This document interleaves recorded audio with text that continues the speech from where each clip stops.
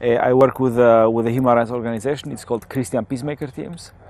We have been monitoring trials against people who are accused of smuggling and human trafficking.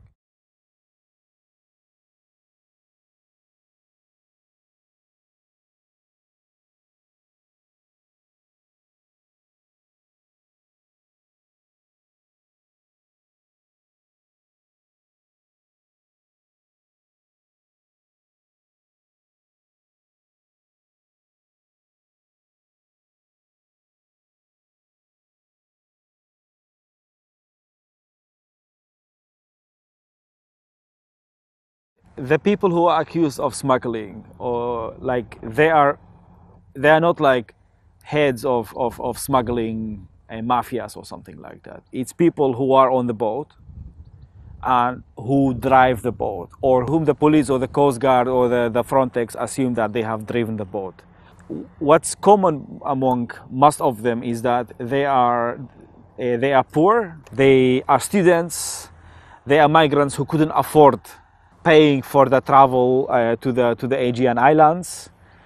So the Coast Guard, the Greek Coast Guard or the Frontex picks the migrants up, and then they usually try to recognize who was driving the boat.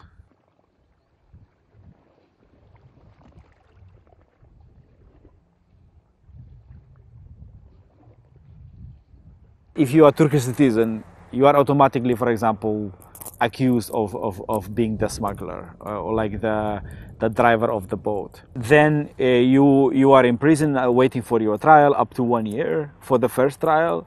And during that time, you usually don't have access to lawyer. So in the first trial, like people are given a right to lawyers like maybe 10 minutes before the trial or 20 minutes before the trial. So they have very poor possibilities to defend themselves.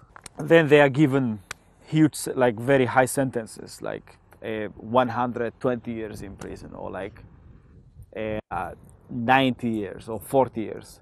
The maximum time for people like to be imprisoned or confined in Greece is 25 years, and the punishment for people who are accused of smuggling or charged with smuggling, it's higher than murder in Greece. It's more serious to drive a boat which carries migrants than to the Greek islands than murdering people.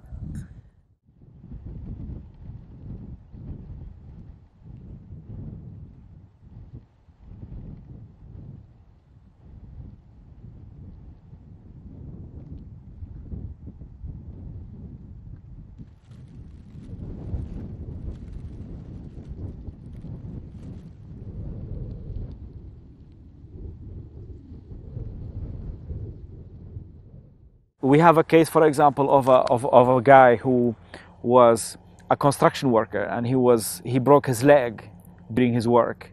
So he was working in a cafe, and because he couldn't do his construction work anymore, they approached him and they told him, okay, we give you 5,000 euros if you drive this boat to the other side.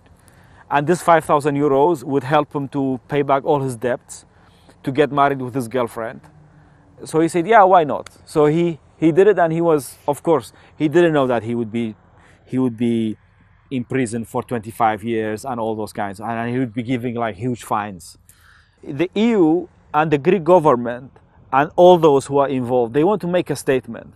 They want to show the Europeans that, oh, they are catching the smugglers, but like the big smugglers, they don't arrest them. We have also a case of someone who was in prison for like 13 months in Chios. He was on a boat with 100 people, with 100 people, and the boat was capsizing. He was the only one who spoke English. So he contacted his friend in Thessaloniki, who then contacted the Coast Guard to come and rescue 100 people. So he is a hero. Like, he rescued, by making his phone call, he rescued his own life and the lives of 100 people. What the Coast Guard did was that they arrested him and they put him in prison. He was a political dissident. He's a Kurdish activist from Diyarbakir. He had a sentence on him in Turkey for 15 years. So they didn't have anything to accuse him of. They were saying, okay, like you have been assisting people to cross a border illegally, you know, by making this phone call. So this was the last charge they were trying to accuse him of. But he was released at last, luckily. So this is one of the very few cases that I know of which the verdict has been to release the person.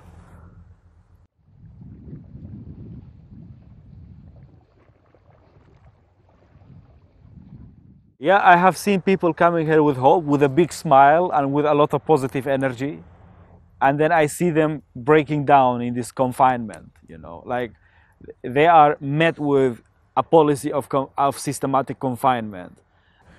We had another case. He's an Afghan guy, and he couldn't afford paying for the trip from the other side of the Aegean to the Greek Aegean islands for himself and for his wife. And they offered him, like, if you drive this boat to the other side and return it, you get a free ride to the other side with your wife. So what happened was that he was captured and he was separated from his wife. So when I saw him the last time, first I met him in prison, and then we were at his trial. So his wife was there, and like he had been in prison for 4 years by then, and it was an appeal court. He was given the highest possible sentence, like 130,000 euros or something, and then maybe 90 years in prison, but he will be in prison for 25 years.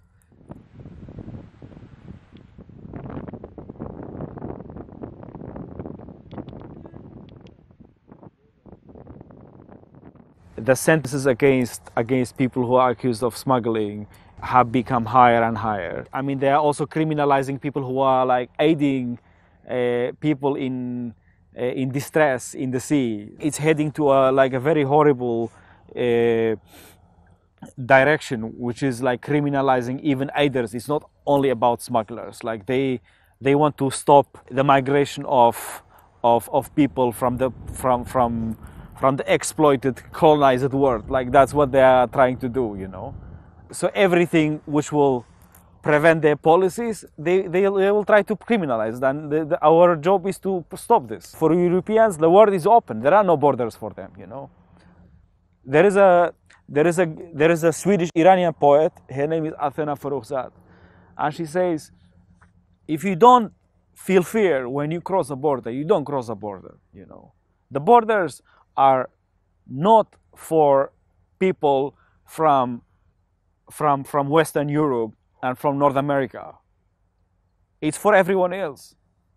It's for us with Iraqi passports, with Ghanan passports, with other passports. The borders are for us. They are here to prevent us from having like freedom of movement, you know. And all those prisons and policies and stuff like that, they are there to keep those borders strong and high, and to prevent us from moving on this whole beautiful earth which belongs to all of us.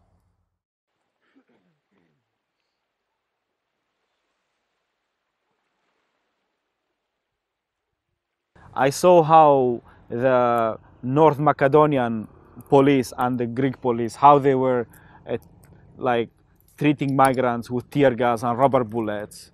And I saw so many people who got injured in front of my eyes. And I saw kids inhaling tear gas. I was expecting the anti-racist movement in Europe and also normal people in Europe to react, you know. And I feel very disappointed that there is not more solidarity from common people in Europe with migrants and with the fortification of European borders. I feel very disappointed that racism is growing and there is no revolution rising. Like, I feel very disappointed because this is happening to everyone. This is affecting people from Africa and Middle East and other places outside the borders of the rich world. But it's also affecting you. today it's us, but tomorrow it's going to be everyone.